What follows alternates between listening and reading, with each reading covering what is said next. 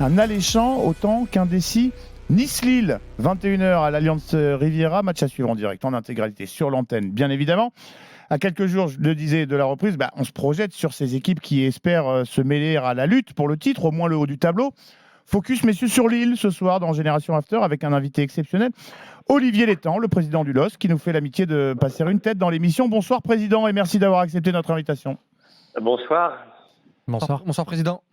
Président, avant de revenir avec vous sur l'intersaison de votre club, d'évoquer vos objectifs pour celle qui démarre dans quelques jours, l'actualité du jour chez vous, c'est l'arrivée du jeune Argentin Ignacio Miramón, 20 ans, milieu de terrain international U20. Il arrive de Gimnasia La Plata. Vous nous confirmez cette arrivée? C'est officiel désormais? Je vous la confirmerai quand tout sera signé, ce qui n'est pas le cas aujourd'hui. Il est à Lille? Non, il n'est pas à Lille. Non. Il n'est pas à Lille. Il doit arriver en Europe ce soir et théoriquement, on doit tout finaliser demain. Bon, c'est quoi comme type de joueur? C'est un 6 créateur, accrocheur, comme les petits Argentins savent en produire? On en dit le plus grand bien. Oui, si on a décidé effectivement de le faire signer, c'est qu'on pense qu'il a beaucoup de qualités et qu'il correspond tout à fait à notre club, au modèle de jeu et à ce que l'on souhaite faire. Donc c'est un garçon qui est très fluide techniquement, qui est un bon footballeur, qui est, comme vous l'avez dit, avec une mentalité argentine, avec de la personnalité et de la grinta. Mais comme tout joueur qui arrive d'Amérique du Sud, l'idée c'est déjà de bien l'intégrer humainement, culturellement, sans pression et qu'on l'intègre petit à petit pour qu'il puisse prendre ses marques et performer dans les semaines ou les mois qui viennent. Président, ça veut dire que bonsoir Walid Acharchour. Ça veut dire que est-ce que le dossier Bentaleb et Miramón sont liés? Si Miramón vient, est-ce que ça veut dire que Bentaleb c'est terminé? Non, les dossiers ne sont pas du tout liés. D'accord. Voilà, une réponse qui a le mérite d'être claire. Dernière question mercato avant de parler de Lille et de vos objectifs cette saison. Président Létang, a priori, vous venez de vous faire piquer une cible par le Stade de Reims, l'international japonais Keito Nakamura, ailier gauche qui jouait en Autriche. On en parlait beaucoup au LOSC. Visiblement, il s'est engagé aujourd'hui à Reims. Vous avez un petit peu trop hésité, vous aviez renoncé, vous avez été moins convaincant que les Rémois? Non, j'ai pas le même degré d'information que vous. Je sais pas si le joueur a signé à Reims, mais j'ai pas pour habitude de parler des autres clubs et des joueurs qui signent dans d'autres clubs. Nous, on a une situation qui est la nôtre. Si on avait voulu faire signer le joueur, on l'aurait fait signer. Voilà. Mais je ne sais pas quelle est sa situation précise. Je ne sais pas s'il a signé à Reims, pour être très franc. On nous dit qu'il y avait un problème d'extra-communautaire par rapport à ce dossier-là. C'est vrai ou pas, président? Oui, tout à fait. On a aujourd'hui 4 joueurs extra-communautaires. Et vous savez que la réglementation fait qu'on ne peut pas en avoir 5. Donc, à partir du moment où on n'a pas un autre joueur extra-communautaire qui sort, on ne peut pas faire signer de nouveaux joueurs extra-communautaires. Et pour revenir sur le dossier d'Ignacio Miramón, c'est un garçon qui est argentin, mais qui est aussi un passeport italien. Ce qui vous permet effectivement de l'intégrer à l'effectif. Olivier Létang, président du LOSC, invité de Génération After ce soir. Président, Lille a terminé 5e du dernier championnat. Ça s'est joué dans un mouchoir de poche lors de la dernière journée avec Rennes 4e, Monaco 6e. Comment vous ressentez ce résultat maintenant que cette saison dernière est digérée, entre guillemets? En fait, de la même façon qu'en fin de saison dernière, on a eu d'abord effectivement une vraie frustration au soir du match de 3 parce qu'on avait la 4e place entre les mains et on n'a pas su la conserver jusqu'au bout. Ça veut dire qu'il nous a manqué des choses. Maintenant, le bilan de la saison 2022-2023, il est plutôt très bon. On avait annoncé la volonté d'une qualification européenne dans un nouveau cycle avec un nouveau coach, avec un nouveau staff. Et on avait changé un certain nombre de choses, donc on a fini 5e. On n'est toujours pas qualifié définitivement pour les groupes stage d'une compétition européenne. Il nous manque les matchs de barrage. Mais on a vu une équipe avec une personnalité, un style de jeu, ce qui fait qu'on a eu de nombreux supporters qui nous ont suivis. Et je pense qu'on a été une des équipes les plus sexy, en tout cas peut-être les plus ambitieuses sur la saison dernière, avec d'autres. Mais je pense que on a loué effectivement la façon dont on jouait. Plus globalement sur le club, on a retrouvé la D1 féminine avec notre équipe féminine et puis on a un projet qui avance puisque notre centre de formation a été classé 6e au mois de juin 2023 alors qu'il était 24e il y a un peu plus de 2 ans. Et puis, je vais pas trop insister, mais On a retrouvé le club il y a 30 mois dans une situation économique catastrophique et là aussi on est en train de redresser la barre de façon intéressante.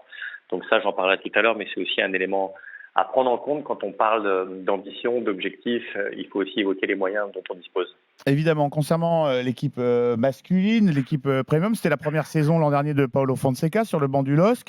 On a réussi, alors qu'il était encore sous contrat, à parler beaucoup de son avenir cet été. Président, est-ce que votre entraîneur a réellement été courtisé par l'OM notamment?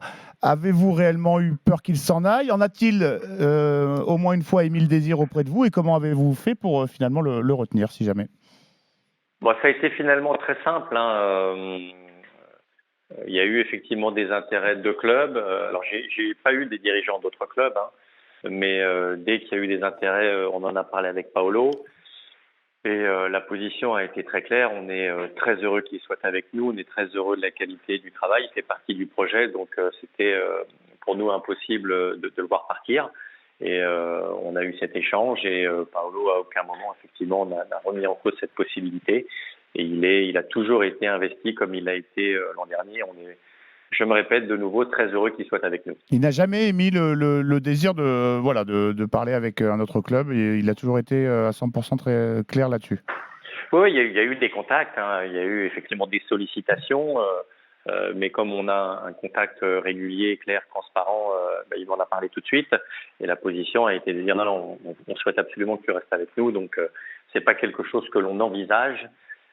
Et j'avais d'ailleurs communiqué publiquement au mois de juin, fin juin si je me rappelle bien, sur effectivement le fait que Paolo resterait avec nous et qu'il ne partirait pas. Il a demandé des garanties, comme on dit dans notre jargon, des moyens supplémentaires. Vous avez été obligé de le rassurer? Non, pas du tout. Il a été encore une fois très respectueux, je dirais très classe, en disant non mais je comprends. Voilà, on continue l'aventure ensemble et puis avec un niveau d'engagement qui n'a pas baissé, qui est toujours le même. Olivier Létang, le président du LOSC, qui est l'invité exceptionnel de Génération After. Président, Romain Canuti a une question à vous poser. Ouais, j'étais pas fan, tiens, au départ, Simon, pour tout te dire, pas fan de l'arrivée d'Olivier Létang. J'avais un peu de scepticisme, on va dire ça comme ça, parce que je me disais, voilà, quelqu'un qui est passé par Reims, le PSG, Rennes, qui devient président de Lille. Je me disais, voilà, comment on peut être président et faire plein de clubs. Puis j'ai vu qu'il y avait Sylvain Armand qui le suivait. Je me suis dit, il manquerait plus qu'il prenne Hatem Ben Arfa. Ça s'est fait quelques mois plus tard. Mais force est de constater que les résultats sont là, parce que qu'est-ce qu'on demande à un président? C'est le choix des entraîneurs. Je trouve que Gourvenec, toi tu as dit Walid que tu n'étais pas fan, je trouve que c'était la bonne transition. Je pense qu'avec un autre coach que Gourvenec qui arrive et qui révolutionne, tu gagnes peut-être pas le trophée des champions. Là ils le font et puis au bout d'une saison il y a Paulo Fonseca qui arrive avec des idées de jeu, donc il y a un suivi, il y a un projet et puis il y a des coûts sur le marché des transferts. Je pense à Amadou Onana notamment, que tu achètes 12 mais que tu revends 35 grosso modo, donc tu fais une bascule. Et du coup, vous avez dit que vous en parlerez plus tard, mais j'ai vraiment envie de vous entendre là-dessus. Financièrement, vous avez dit que vous avez récupéré un club où, bon, on a compris, il y avait des dettes, il fallait faire de l'argent. Désolé du terme un peu grossier. Là, président, on en est où? Il faut faire rentrer combien dans les caisses? Voilà. Il faut vendre avant d'acheter. Comment ça se passe? Alors, déjà, pour revenir sur Amadou Onana, on l'a pas acheté 12, on l'a acheté quasiment la moitié. Donc, c'est pas tout à fait pareil.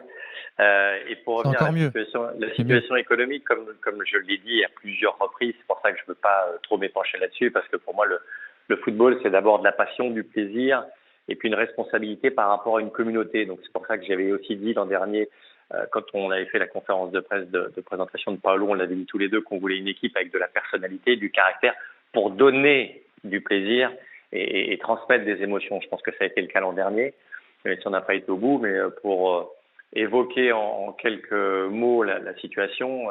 Voilà, le club avait 380 millions de dettes il y a un peu plus de 30 mois. Il avait plus d'argent en caisse, il n'avait plus rien à recevoir, ce qui veut dire que c'était un club qui était mort cliniquement, économiquement au mois de janvier 2021. Et donc, là aussi, je l'ai dit en conférence de presse, je préférais effectivement qu'on ait la capacité à investir plus dans des joueurs qu'à rembourser la dette. Mais voilà, on est responsable, on doit remettre le club sur pied. Il y a aussi un certain nombre de dossiers entre les mains de la justice. Je ne parle pas du tribunal de commerce, je parle de pénal, avec des dossiers entre les mains de procureurs de la République à Marseille, à Paris, à Lille, en Italie, en Belgique. Donc il y a toutes ces choses-là, effectivement, qu'on est en train de nettoyer. Concernant les transferts ? des dossiers dont je ne peux pas parler puisque c'est du pénal, mais voilà. On passe aussi pas mal de temps pour solutionner tous ces sujets-là. Mais néanmoins, on se plaint pas et on veut toujours être ambitieux. L'an dernier, on l'avait dit, on voulait une qualification européenne. Cette année, on jouera de nouveau pour se qualifier pour l'Europe et avec une équipe avec cette personnalité. Et notre ADN, c'est de vouloir gagner tous les matchs. Voilà. On sait qu'il y a une concurrence qui est forte. On sait qu'il y a des clubs qui ont des moyens qui sont supérieurs aux nôtres. Mais encore une fois, notre objectif, c'est cette qualification européenne, c'est de gagner un maximum de matchs et puis de finir le plus haut possible au niveau du classement et de transmettre aussi, je le disais, à nos supporters, voilà, une bonne image et leur procurer beaucoup d'émotions et beaucoup de bons moments. Walid, une question pour le président Létang. Président, pour revenir un petit peu sur votre rôle, parce qu'on parle beaucoup de Lille sur les derniers mois. Moi, personnellement, j'ai adoré la saison de Lille l'année dernière. L'histoire que vous nous avez racontée était vraiment très, très intéressante, et notamment dans la personnalité, dans le contenu et dans le spectacle. Bien meilleure que l'année d'avant sous Gourvenec, où même s'il y a un 8e de finale de Ligue des Champions, j'ai trouvé que dans le jeu et dans la routine quotidienne en Ligue 1, c'était moins le cas. Moi, j'aimerais que vous nous expliquiez un peu, parce que moi, d'un œil extérieur, je ne sais pas qui fait quoi à Lille.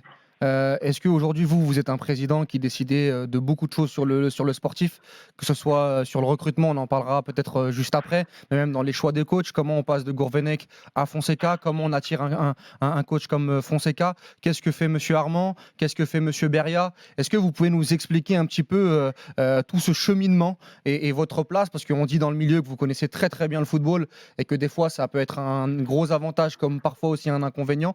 J'aimerais que vous nous détailliez tout ça, Monsieur le Président. On rappelle que vous avez été un joueur à haut niveau, professionnel, et ce que Walid vous demande finalement, c'est est-ce que vous êtes un président comme on en connaît notamment beaucoup dans le rugby, où certains présidents recrutent eux-mêmes, décident eux-mêmes, ou est-ce que effectivement vous vous appuyez sur un tissu, un réseau de collaborateurs? Expliquez-nous, elle est passionnante la question de Walid.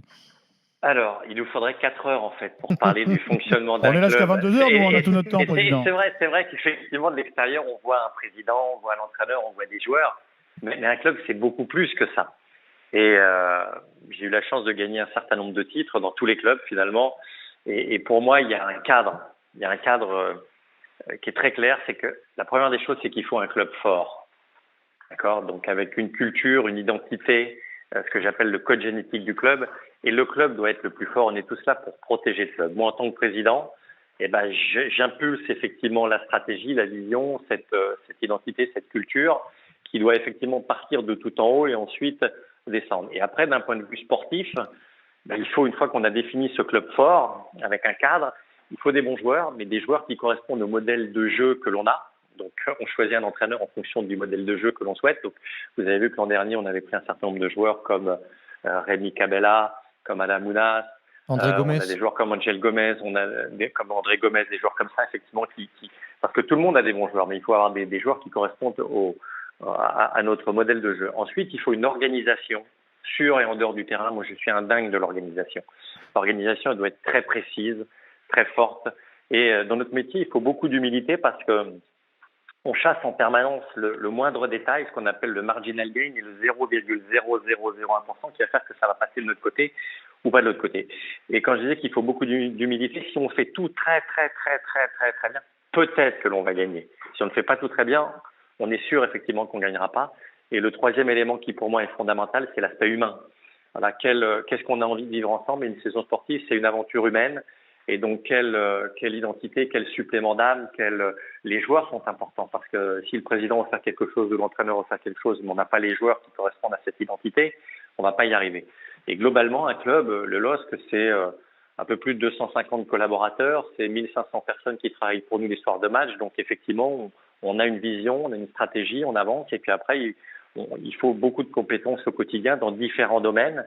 Vous avez parlé du recrutement, vous avez parlé du sportif, mais il y a aussi beaucoup d'autres domaines sur lesquels les gens travaillent, des collaborateurs. Donc, il faut que tout le monde soit à l'unisson, que tout le monde avance ensemble. Mais sur la partie sportive, Monsieur le Président, par rapport sur cette vision que vous détaillez, c'est vous qui l'impulsez, c'est vous qui travaillez énormément sur le coach, sur les profils des joueurs. Moi, je travaille parce que j'ai une vision, j'ai un profil qui est atypique. Par contre, je ne le fais pas seul, on ne peut pas le faire seul. Un profil atypique, vous entendez quoi par là, Monsieur Létang? Un Bah, en président qui fait, connaît j'ai le un foot. parcours, on n'est pas là pour parler de moi, mais moi, Bah, j'ai si, un été peu. joueur. Un petit peu tout de même de votre J'ai méthode. été joueur effectivement professionnel, j'ai joué en deuxième division, j'ai passé mes diplômes d'entraîneur très jeune, j'ai une formation de commissariat au compte, ce qui doit être assez unique. Euh, ensuite, j'ai été directeur administratif et financier d'un club tout en étant joueur, j'ai été directeur général d'un club, j'ai suivi des études pendant 2 ans, j'ai fait un MBA. J'ai été directeur général de club, j'ai été directeur sportif d'un grand club européen. Donc effectivement, j'ai un peu un parcours à 360 degrés. Et puis si on revient sur le Stade de Reims, quand je suis arrivé au Stade de Reims, le club était en 5e division, il y avait 2 salariés, le budget du club était de 400 000 euros. Il y avait un détournement de fonds à l'époque et quand je suis parti, on est passé de la 5e à la 1re division, de 2 salariés à 130 salariés, de 400 000 euros de budget à 30 millions d'euros de budget, de pas de stade à un stade. Ce qui veut dire qu'il a fallu découvrir tout l'environnement. Et donc, voilà pourquoi je parle de parcours atypique et sportif et de gestionnaire, donc pour maîtriser tout notre environnement. Mais encore une fois, j'insiste sur le fait que un club, une entreprise, ça n'est pas un one-man show, vous pouvez rien faire seul. Et donc, si on n'est pas en équipe, si on n'est pas avec des collaborateurs compétents, de qualité, on peut pas y arriver, on peut rien faire. Donc moi, effectivement, je le disais tout à l'heure, j'ai la vision, la stratégie, mais seul, sans mes équipes, c'est impossible de construire des choses fortes. Et ce qui m'intéresse, c'est de construire et bâtir des choses fortes. Donc pour revenir sur le domaine sportif, on a une cellule de recrutement, on a un responsable de recrutement avec lesquels on travaille. On parlait tout à l'heure du petit Ignacio Mirabon, on peut parler du petit Hakon Haraldsson. Bien évidemment, c'est validé. Avec le coach, on valide tous les choix ensemble, de tous les profils. Pour être certain effectivement qu'il y ait l'unanimité, un consensus sur les garçons que nous faisons venir chez nous. Justement, Président, vous parliez tout à l'heure de la nécessaire humilité qu'il faut avoir à votre poste. Il faut également de l'autorité. Vous la revendiquez, vous assumez d'exercer votre fonction avec une autorité claire sur vos subordonnés, ce qui est parfois... Non, alors il faut demander aux collaborateurs, mais il faut aussi laisser de l'autonomie. Il faut laisser les gens travailler et avancer parce qu'il y a des gens qui sont dans leur domaine, qui ont plus de compétences que moi, dans plein de domaines, que ce soit le juridique, que ce soit le marketing, que ce soit... Voilà, mais à un moment donné, il y a la vision, il y a la stratégie globale, il y a ce que l'on veut développer. Et puis, je le dis, quand on parle de club fort, moi je suis aussi là pour protéger le club. C'est-à-dire que personne ne peut toucher au club, personne ne peut toucher à l'équipe. Voilà. Et les joueurs, on les met dans les meilleures conditions. Quand je parlais tout à l'heure d'organisation, vous savez, les joueurs, par définition, il va toujours chercher une excuse si on n'a pas gagné. Donc nous, notre rôle, c'est de laisser un minimum d'espace à l'incertitude dans une activité dans laquelle il y a de l'incertitude. Parce qu'à un moment donné, vers du talent, il va y avoir des choses qui peuvent effectivement se produire. Mais on parlait tout à l'heure de quand j'étais joueur, il y avait 4 ou 5 personnes autour de l'équipe. Aujourd'hui, il y en a 30. Ce qui veut dire qu'on est beaucoup plus pointu, beaucoup plus précis. Et plus vous avez de monde, plus vous avez des égos, donc plus il faut être très vigilant au fait que tout le monde soit au service du club, au service de l'équipe. Et mon rôle, c'est aussi ça, c'est de faire en sorte effectivement que tout le monde avance main dans la main, parce qu'on a un objectif ensemble, c'est de gagner. Et quand on reprend on parle d'une équipe professionnelle, vous avez 20-23 joueurs qui arrivent de cultures différentes, de formations différentes, de nationalités différentes. Et à un moment donné, il faut que tout le monde soit uni vers un seul et même objectif. Voilà, c'est ça notre rôle. Et le football est un sport incroyable parce que vous avez les autres sports comme le basket, le rugby. Si vous avez des différences très importantes d'un point de vue économique, vous êtes sûr que vous ne pouvez pas gagner. Et le football, c'est peut-être pour ça que c'est le sport qui est le plus suivi au monde. Et en fait, on s'aperçoit que tout est possible. Et sur un match, si à un moment donné, vous êtes bien organisé, vous avez de la qualité, mais vous avez aussi un supplément d'âme par rapport à l'adversaire, vous êtes en capacité de réaliser des grandes choses. Et c'est ça notre métier. Je parlais tout à l'heure, j'ai eu la chance de gagner des titres. Pour moi, les plus beaux titres, ça a été quand il y avait des dizaines ou des centaines de milliers de personnes dans la rue qui se prenaient dans les bras, qui pleuraient, quelle que soit la couleur de peau, quelle que soit la couleur, la catégorie socio-professionnelle. Et on a transmis beaucoup d'émotions et on a donné du bonheur en fait à une communauté. Et ça, pour moi, c'est très fort.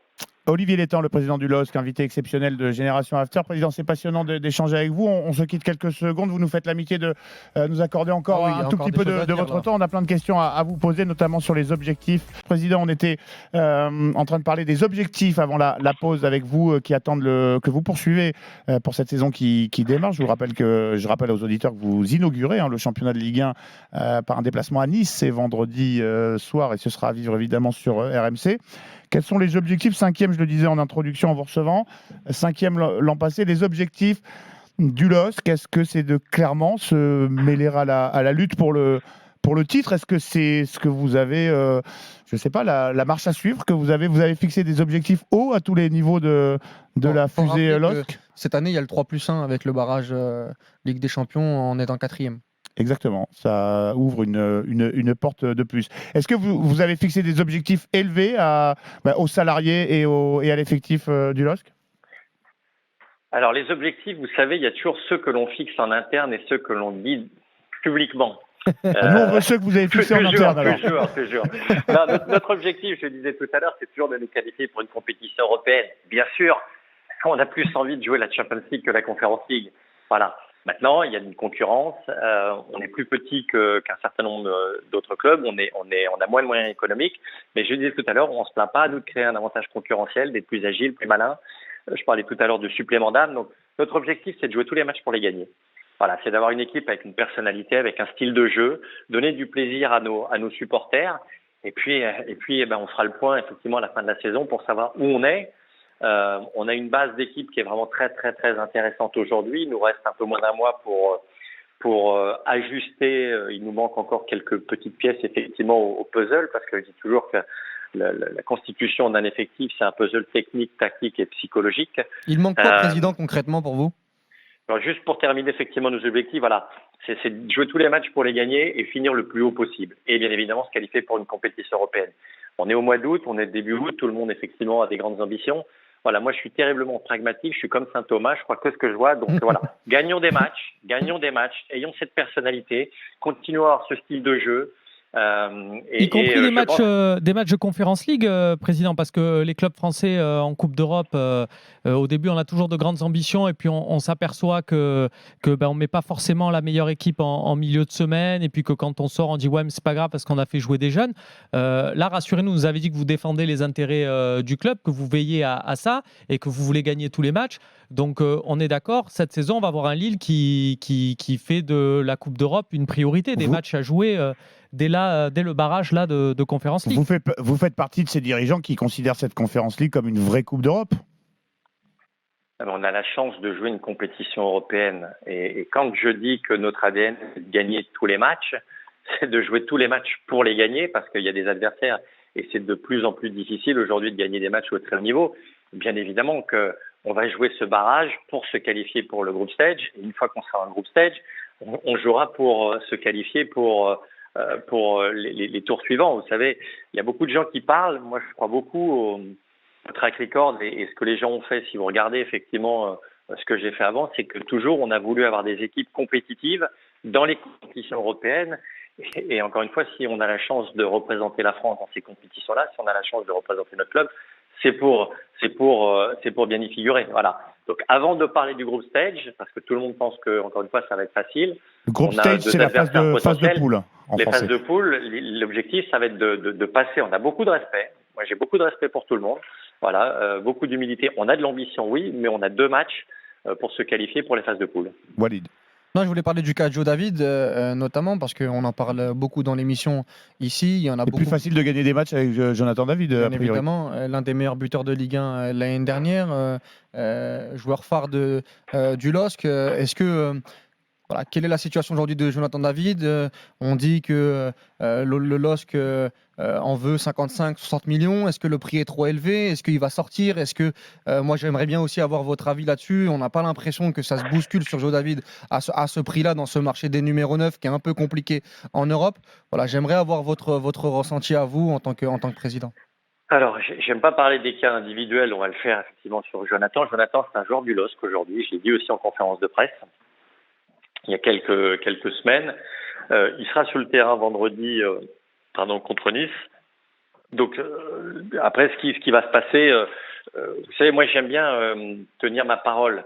J'avais dit à Sven Botman l'été avant qu'il ne parte qu'il ne partirait pas parce qu'on avait besoin de lui et qu'il aurait un bon de sortie dans un an.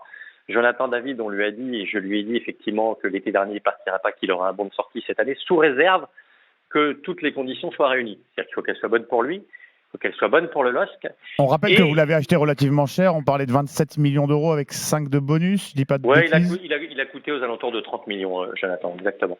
Mais le plus important, vous savez, moi je considère que le meilleur élément marketing dans un club, c'est de gagner des matchs.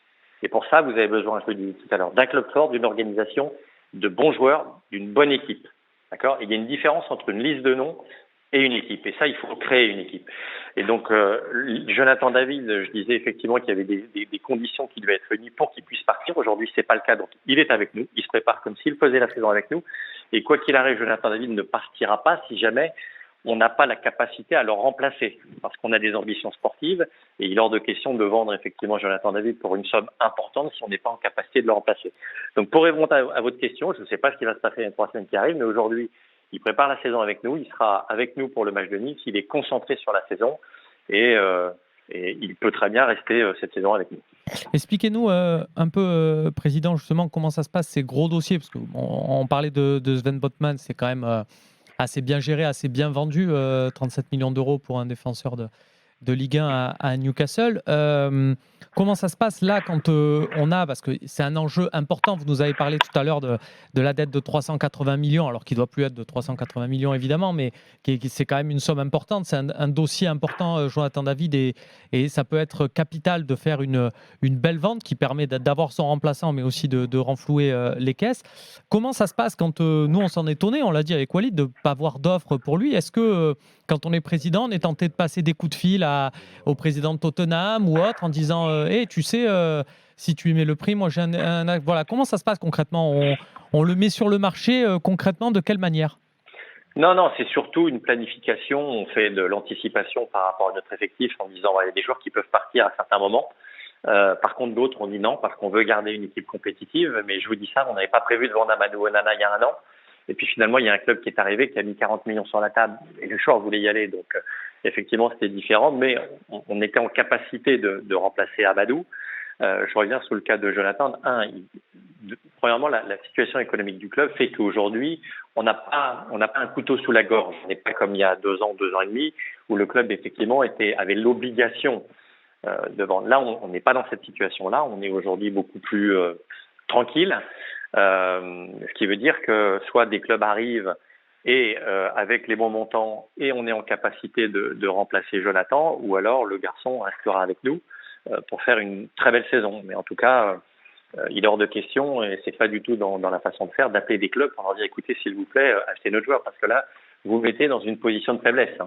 On l'a bien compris, Jonathan David, pour l'instant, toujours joueur du LOSC, et ne partira pas si vous n'y trouvez pas son compte et les moyens de le remplacer dignement. Walid a une question encore sur recrutement.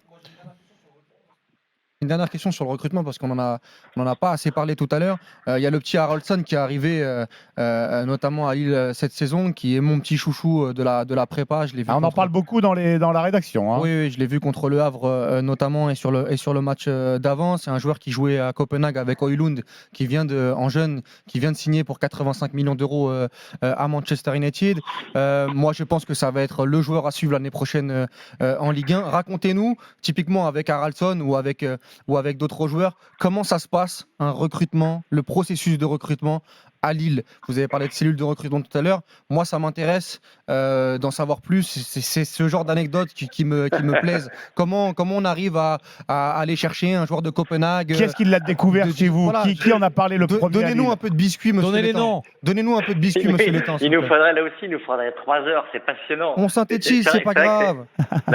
Non, simplement, je parlais tout à l'heure, on fait de l'anticipation sur la construction de notre effectif. Alors, je suis désolé pour l'anglicisme, mais en tête, on fait du squad planning.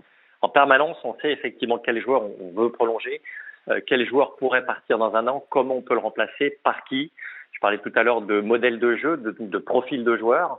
Et là, on a une cellule de recrutement effectivement qui travaille.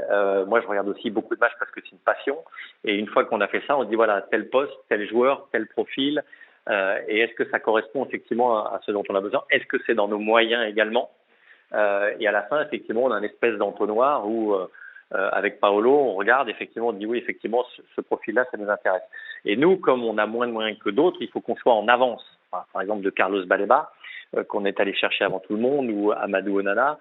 Et ben pour Ocon, c'est ce qui s'est passé. C'est un garçon qui correspond parfaitement à notre modèle de jeu.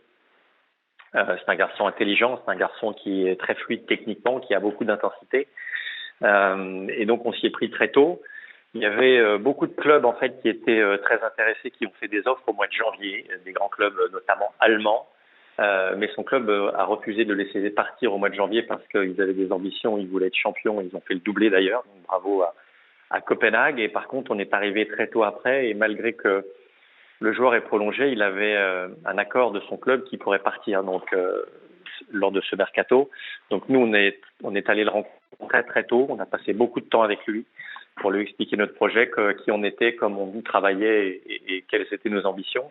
Et à partir du moment où on s'est rencontré avec Ocon, donc ça devait être fin mars, début avril, voilà, le joueur était convaincu, était décidé de nous rejoindre et d'aller nulle part ailleurs. Bon, eh ben voilà. Merci. J'ai ce que je veux. Là, il est heureux, mon Walid, parce que Et juste pour finir pour 12 sur millions Ocon, d'euros. Hein, il adore scouter des joueurs, il passe des nuits sur juste pour Football finir Manager. sur Ocon, C'est ce qu'on aime. Juste pour finir sur Ocon, encore une fois, il est jeune, mais il a démontré toute la personnalité parce que on a mis quand même 3 mois quasiment à le faire venir. Ça n'a pas été simple et il a été formidable. Il a été déterminé. Et comme il l'a dit lors de la conférence de presse de présentation, il a dit avec mon agent et le président, on faisait une équipe, donc on était déterminés pour y arriver. Et le plus important, c'est laissez-lui le temps. Laissez-lui le temps. Voilà, c'est encore un jeune joueur. Il va arriver, il aura des hauts, des bas. Nous, en tout cas, on ne veut pas lui mettre la pression, mais voilà, c'est un joueur qui est pétri de qualité. On va mais suivre ce qu'on ça. veut, effectivement, je suis un peu paternaliste à protéger les joueurs, vous voyez, dont on attend tout de suite monts et merveilles, où on pourrait dire on est déçu. Non, il faut lui laisser le temps et l'intégrer tranquillement aussi. Et Walid Acharchour vient de vous dire on va suivre ça. On pourrait traduire ça par on va l'accompagner. Oui, pour, on va l'accompagner. Notre cher Avec bienveillance. Walid. Avec bienveillance. Vous faites bien de rappeler, Président Létang, qu'il faut de la patience. Dernière question pour vous, parce que vous avez une formation à la fois d'ancien joueur professionnel et puis une formation de commerce dans le business. Pas son CV. Non, mais vous parlez de patience. Il y en a un qui manque de patience, c'est ce nouvel acteur. Je suis obligé de vous demander comment vous percevez l'arrivée de ce nouvel acteur un peu agressif dans le monde du foot, avec cette OPA constante ces derniers mois sur le marché des joueurs qui évoluent en Europe. Je veux bien sûr parler de l'Arabie Saoudite. Je pense qu'on est tous d'accord que le monde change, pas que dans le football, à une vitesse absolument incroyable. Si on nous avait dit il y a 3 ans maintenant qu'on porterait tous des masques, qu'on serait confinés, on en est sorti. Si on nous avait dit qu'il y aurait une guerre à 2h30 de Paris, on ne l'aurait pas cru. Très vite, de plus en plus vite. On parle des réseaux sociaux, on aime, on n'aime pas, on a beau aimer, pas aimer, c'est comme ça, ils sont là, c'est pas moi qui vais les stopper. Ce qui se passe avec l'Arabie Saoudite, c'est pas nous qui allons le stopper non plus. Est-ce que c'est bien, est-ce que c'est pas bien? C'est ce qui se passe en tout cas. Moi j'ai mon avis sur l'évolution du foot avec le multi-club ownership ou des choses comme ça, mais c'est quelque chose qui est là et il faut qu'on fasse avec. Et moi, ce qui m'intéresse, et je vous l'ai dit tout à l'heure, c'est pas de m'occuper des autres clubs ou des autres joueurs, c'est vraiment de m'occuper de mon club et des joueurs qui sont chez nous et de toutes les équipes que nous avons et toute notre communauté. Et c'est de rendre ce club plus fort, plus solide et qui a un vrai sentiment de fierté, parce que j'ai aussi pas le sentiment, mais la certitude que le football aujourd'hui est devenu plus que du football. Alors souvent dans le football, on est un peu nombriliste, on dit oui, non, mais c'est le plus grand sport au monde. Mais je sors de ce débat-là en disant, par rapport à tout ce que j'ai dit, je rajoute les gilets jaunes, je rajoute le Covid, je rajoute la guerre en Ukraine, l'inflation. Aujourd'hui, nos concitoyens ont besoin de passion, ont besoin d'émotion. Et les moments où ils se rassemblent, c'est au stade. Et donc nous, on a une vraie responsabilité, et j'ai beaucoup utilisé le mot passion, le mot émotion, leur transmettre beaucoup de sentiments positifs et qui prennent du plaisir dans le stade. C'est pour ça aussi qu'on veut une équipe avec de la personnalité, pour que notre communauté, quand elle vient au stade, elle prenne du plaisir, elle vive des sentiments positifs et qu'elle vivent des moments de passion. Et président, d'émotion. président, c'est un métier. Vous m'avez bien noyé le poisson sur ma question sur l'Arabie Saoudite. Je vous félicite, Olivier Létang, et je vous remercie de nous avoir accordé autant de temps dans Génération After, d'être Merci, venu président. nous parler. Et gardez-nous Fonseca en Ligue 1, s'il vous plaît, le plus longtemps possible. Oui, et on va se régaler, en tout cas en tant qu'observateur, à suivre cette saison du LOSC qui démarre, je le rappelle, vendredi soir face à Nice. Déplacement périlleux. Vous allez rentrer dans le bain tout de suite. Merci beaucoup, Olivier Létang, pour Merci à vous, et votre j'en temps. profite pour souhaiter à tous les auditeurs une très belle saison 2023-2024 également, et avec beaucoup d'émotions, comme vous l'avez compris. On l'espère, on n'en manquera pas une miette. Les auditeurs d'RMC n'en manqueront pas une miette, évidemment. Merci beaucoup, Olivier Létang. Merci. Et Merci. bonne fin de soirée.